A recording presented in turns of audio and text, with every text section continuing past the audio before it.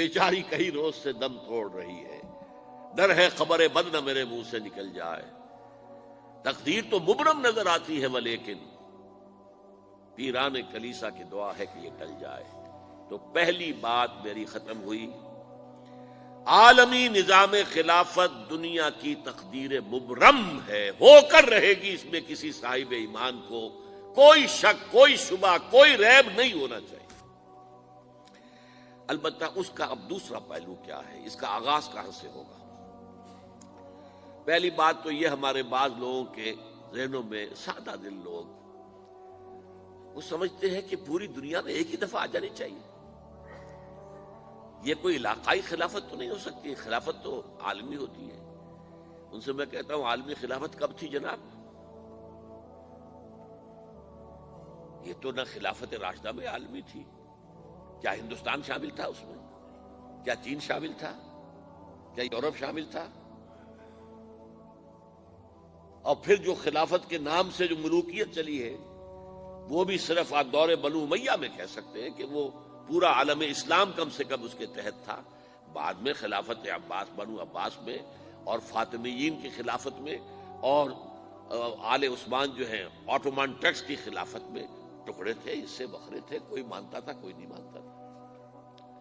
اور سب سے بڑی بات یہ، اگر ایک دم پوری دنیا پر خلافت قائم ہو سکتی تو حضور کے دست مبارک سے ہوتی، لیکن نہیں ہوئی۔ نتیجہ کیا نکلا؟ ایک ملک میں حضور نے قائم کر دی، جزیرہ نما عرب،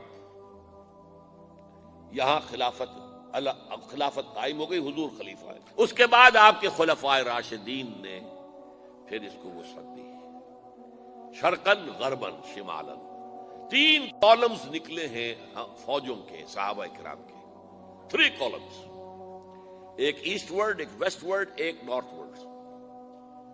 ایک عراق کو فتح کرتے ہوئے ایران میں پہنچ گیا، خراسان تک چلا گیا، ایک شام کو فتح کرتے ہوئے اور پھر سینائی پیننسولا سے ہو کر افریقہ میں داخل ہوا اور اٹلانٹک تک پہنچ گیا، تیسرا سیدھا شمال میں گیا، لیکن یہ زیادہ دور نہیں جا سکتا تھا، کوکیشین ماؤنٹینز آ گئے، کوہ قاف، اس زمانے میں تو یہ یوں سمجھیے کہ امپیسیبل تھا نا کوہ قاف، لہذا وہاں آ کر رک گیا بابا۔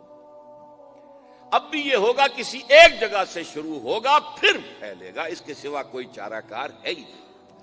اگر ہر جگہ پوری دنیا میں ایک ہی وقت میں ہو سکتا تو حضور کے دست مبارک سے ہوتا صلی اللہ علیہ وسلم۔ اب وہ نقطہ کون سا ہوگا، نقطہ آغاز کون سا ہوگا؟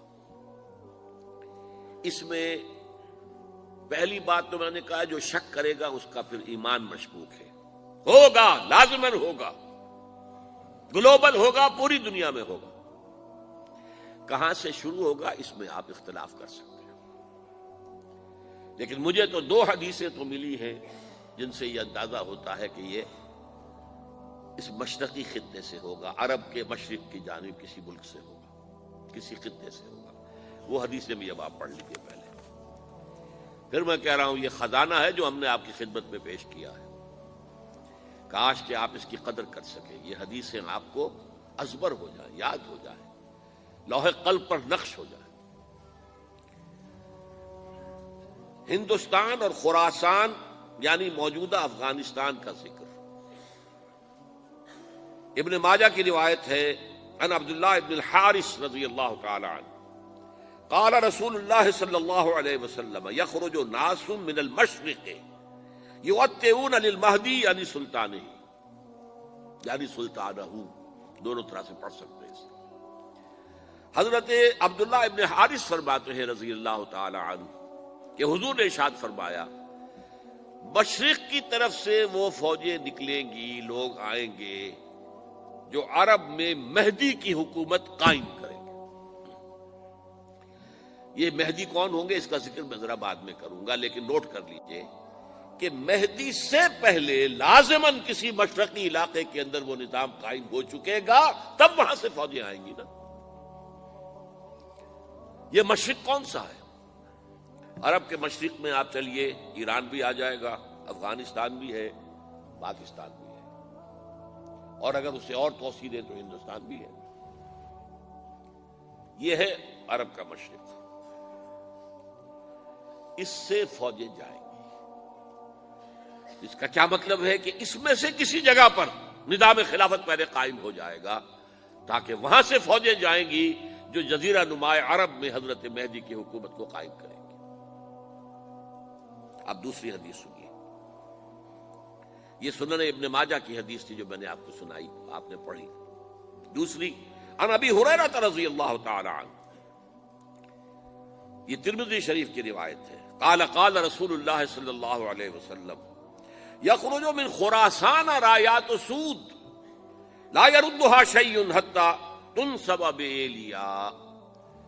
خراسان کے علاقے سے سیاہ جھنڈے لے کر فوجیں آئیں گی، ان کا رخ کوئی موڑ نہیں سکے گا، ان کو پیچھے پھیر نہیں سکیں گے کوئی بھی، یہاں تک کہ وہ یروشلم میں جا کر جھنڈے نصب کر دیں گے۔ ایلیا حضور کے زمانے میں یروشلم کو کہتے تھے۔ یہ یروشلم تھا جب حضرت سلیمان کی حکومت تھی اور یہاں پر معبد سلیمانی، ہیکل سلیمانی قائم ہوا، پھر یہ یروشلم ہی رہا ہے تاریخ میں، یہاں تک کہ سن 70 عیسوی میں جب ٹائٹس رومی جنرل نے اس کو گرایا، ختم کیا، سیکنڈ ٹیمپل گرا دیا اور یہاں سے یہودیوں کو کہا نکل جاؤ یہاں سے، کوئی یہودی باقی نہیں رہا، تب بالکل تہو بالا برباد کر دیا۔ اس کے کوئی 150 سال بعد ہیڈریان، رومن ایمپرر ہیڈریان، اس نے پھر دوبارہ آباد کیا اس شہر کو۔ 150 سال تک یہ بالکل بنجر اور بالکل غیر آباد پڑا تھا۔ اب ہیڈریان نے جب آباد کیا تو اس کا نام ایلیا رکھا، اب یروشلم نام نہیں تھا۔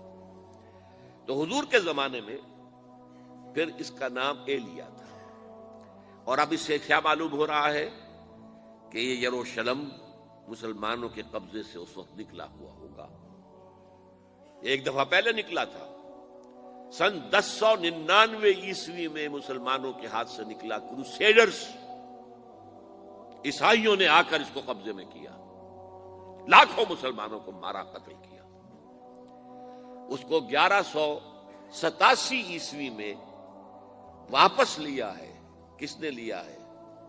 صلاح الدین ایوبی، کرد۔ عرب کھوکھلے ہو چکے تھے، عربوں نے کھویا، واپس نہیں لے سکے، بہت حکومت کر چکے تھے، 400-500 برس کی حکومت کر کے، اور ان کے عیش اور ان کے آرام، اب ان میں جان نہیں تھی کہ وہ واپس لے سکے۔ واپس لینے والا گرم کرد خون تھا، صلاح الدین ایوبی۔ تو گویا کہ اب آپ سمجھئے کہ 88 برس تک عیسائیوں کا قبضہ رہا یروشلم پر۔